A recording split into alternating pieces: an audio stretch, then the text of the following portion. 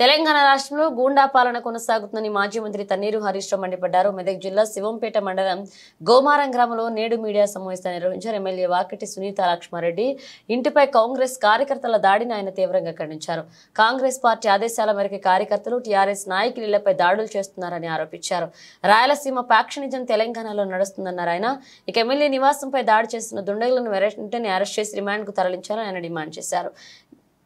లేని పక్షంలో DGP office ముట్టడి కార్యక్రమాన్ని నిర్వహిస్తామన్నారు. బీఆర్ఎస్ పార్టీ ఎమ్మెల్యేలు అందరం డీజీపీ కార్యాలయాన్ని ముట్టడిస్తామని చెప్పి కూడా హెచ్చరిస్తా ఉన్నాం.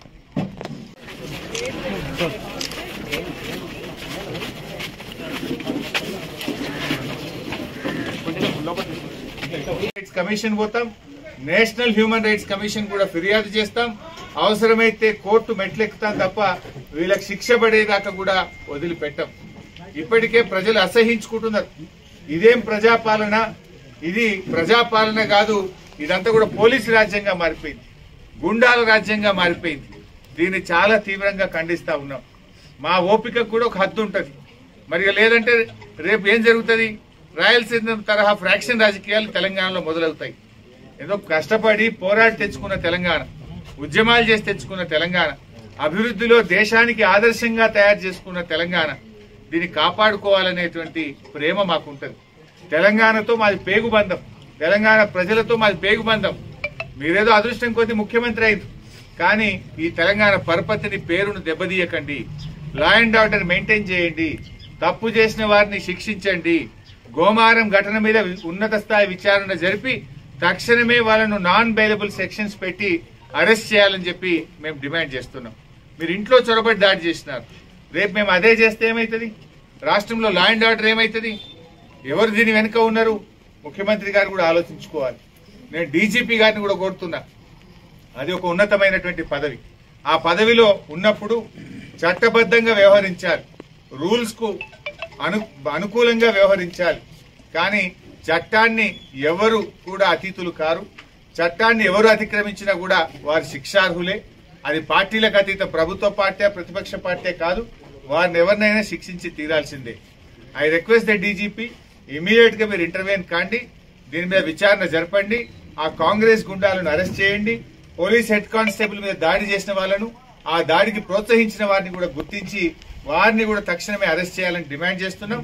ఒక సునీత లక్ష్మారెడ్డి గారి ఇంటి మీద నిన్న కాంగ్రెస్ గుండాలు చేసినటువంటి దాడిని తీవ్రంగా ఖండిస్తా ఉన్నాం. ఈ రాష్ట్రంలో ప్రజా పాలన కాదు, ఈరోజు గుండా రాజ్యం నడుస్తా ఉంది. ప్రజల యొక్క హక్కులు పూర్తిగా కాలరాయబడ్డాయి.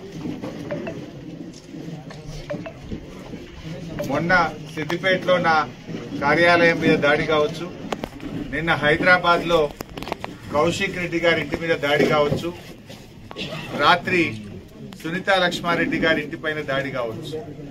అంటే ఒక గుండా రాజ్యం తలపించే విధంగా పాలన కొనసాగుతా ఉంది. తెలంగాణకున్న మంచి పేరు మంట కలిపి ఇలా బీహార్ లాగా, ఒక రాయలసీమ ఫ్రాక్షనిజం లాగా ఈ రాష్ట్రాన్ని రేవంత్ రెడ్డి గారు నడుపుతా ఉన్నారు. నిన్న సునీత లక్ష్మారెడ్డి గారి మీద జరిగిన దాడి అది కాంగ్రెస్ నాయకత్వ ప్రోత్సాహంతో జరిగిన దాడి. ఈ నియోజకవర్గ కాంగ్రెస్ నాయకులు కావచ్చు, రేవంత్ రెడ్డి గారు మాట్లాడే మాటలు, ఆయన రెచ్చగొట్టే విధానాల వల్ల జరిగినటువంటి దాడిగానే బీఆర్ఎస్ పార్టీ చూస్తుంది. ఇంట్లో నిన్న ఎమ్మెల్యే గారు లేరు. అర్ధరాత్రి పూట ఇటువైపు అసలు వినాయకుడిని ర్యాలీ తీసే సందర్భం గతంలో ఎప్పుడూ లేదు. ఉద్దేశపూర్వకంగా దాడి చేయాలనేటువంటి సంకల్పంతోనే వాళ్ళు ఇటువైపు ర్యాలీని తీసుకొచ్చి మరి ఇంటి మీద పటాకులు కాల్చడము, ఇంట్లోకి పటాకాయల్ని విసిరేయడము, ఇంట్లో చొరబడి ఇంట్లో ఉన్న పిల్లల మీద దాడి చేయడం జరిగింది. ఐజీ చంద్రశేఖర్ రెడ్డి గారితో మాట్లాడాను. వెంటనే కాంగ్రెస్ గుండాలను అరెస్ట్ చేయాలని చెప్పి డిమాండ్ చేయడం జరిగింది. వీడియోలు చాలా స్పష్టంగా కనబడతా ఉన్నాయి. రాత్రి అక్కడికి చేరుకున్నటువంటి పోలీస్ హెడ్ కానిస్టేబుల్ వీడియో తీస్తున్నాడు కాంగ్రెస్ గుండాల యొక్క అకృత్యాలను, వాళ్ళు చేస్తున్నటువంటి తప్పుడు పనులను వీడియో తీస్తుంటే ఆ హెడ్ కానిస్టేబుల్ మీద కూడా దాడి చేసి ఆ హెడ్ కానిస్టేబుల్ చేతిలో నుంచి ఫోన్ లాక్కొని హెడ్ కానిస్టేబుల్ నెట్టేస్తే ఆయన జారి కింద పడిపోయింది. మరి ఒక విధులు నిర్వహిస్తున్న పోలీస్ కానిస్టేబుల్ మీద కాంగ్రెస్ గుండాలు దాడి చేస్తే ఆ హెడ్ కానిస్టేబుల్ తో పిటిషన్ తీసుకొని సూమోటో కింద 307 కేసు పెట్టాలి కదా. విధులకు ప్రభుత్వ ఉద్యోగుల విధులకు ఆటంకం కలిగించే సెక్షన్ కింద క్రిమినల్ కేసులు వారి మీద బుక్ చేయాలి కదా. ఎందుకు చేయడం లేదు అని అడుగుతా ఉన్నా. అంటే మీరు ప్రజాస్వామ్యాన్ని రాష్ట్రంలో ఉంచదలుచుకోలేదా? తెలంగాణకున్న మంచి పేరును రేవంత్ రెడ్డి చెడగొడతా ఉన్నారు. ఒకప్పుడు తెలంగాణ పోలీసులు అంటే అద్భుతంగా పనిచేస్తారు. ఇక్కడ పోలీసులు ఒక విషయం గుర్తుపెట్టుకోండి, ఏం రేవంత్ రెడ్డి శాశ్వతం కాదు, ఇక్కడ కాంగ్రెస్ నాయకులు శాశ్వతం కాదు. 10 ఏళ్లు మేము అధికారంలో ఉన్నాం. ఏ ఎమ్మెల్యే ఇంటి మీదనైనా ఈ రాష్ట్రంలో దాడి జరిగిందా? 10 ఏళ్ల మా అధికారంలో ఎప్పుడైనా మేము ఈ రకంగా వ్యవహరించామా? అసలు ఎఫ్ఐఆర్ ఎవరైనా పిటిషన్ ఇస్తే 24 గంటల్లో ఎఫ్ఐఆర్ బుక్ చేయించిన సందర్భాలు ఉన్నాయి.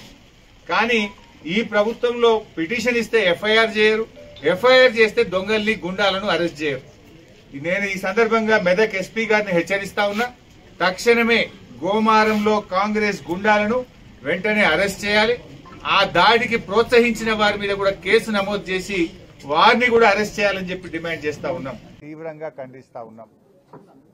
ఈ రాష్ట్రంలో ప్రజా పాలన కాదు, ఈరోజు గుండా రాజ్యం నడుస్తూ ఉంది.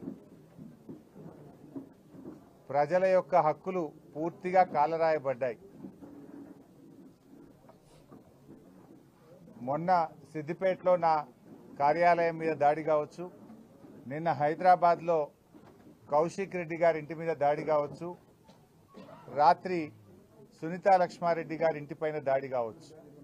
అంటే ఒక గుండా రాజ్యం తలపించే విధంగా పాలన కొనసాగుతూ ఉంది. తెలంగాణకున్న మంచి పేరు మంటగలిపి ఇలా బీహార్ లాగా, ఒక రాయలసీమ ఫ్రాక్షనిజం లాగా ఈ రాష్ట్రాన్ని రేవంత్ రెడ్డి గారు నడుపుతా ఉన్నారు.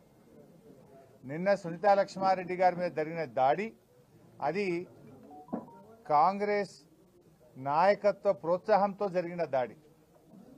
ఈ నియోజకవర్గ కాంగ్రెస్ నాయకులు కావచ్చు, రేవంత్ రెడ్డి గారు మాట్లాడే మాటలు, ఆయన రెచ్చగొట్టే విధానాల వల్ల జరిగినటువంటి దాడిగానే బీఆర్ఎస్ పార్టీ చూస్తుంది.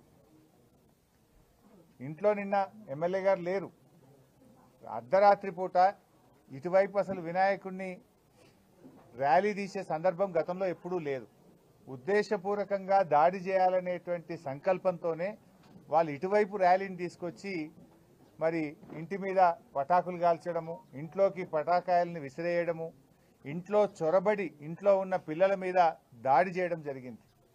నేను ఇప్పుడే ఎస్పీ గారితో మాట్లాడాను, ఐజీ చంద్రశేఖర్ రెడ్డి గారితో మాట్లాడాను. వెంటనే కాంగ్రెస్ గుండాలను అరెస్ట్ చేయాలని చెప్పి డిమాండ్ చేయడం జరిగింది. వీడియోలు చాలా స్పష్టంగా కనబడతా ఉన్నాయి.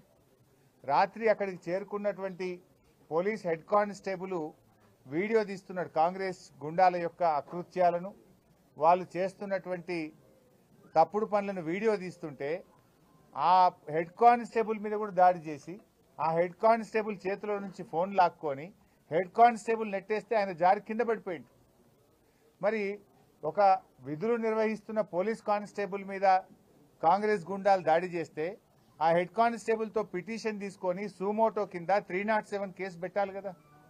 విధులకు ప్రభుత్వ ఉద్యోగుల విధులకు ఆటంకం కలిగించే సెక్షన్ కింద క్రిమినల్ కేసులు వారి మీద బుక్ చేయాలి కదా. ఎందుకు చేయడం లేదు అని అడుగుతా ఉన్నా. అంటే మీరు ప్రజాస్వామ్యాన్ని రాష్ట్రంలో ఉంచదలుచుకోలేదా? తెలంగాణకున్న మంచి పేరును రేవంత్ రెడ్డి చెడగొడతా ఉన్నారు.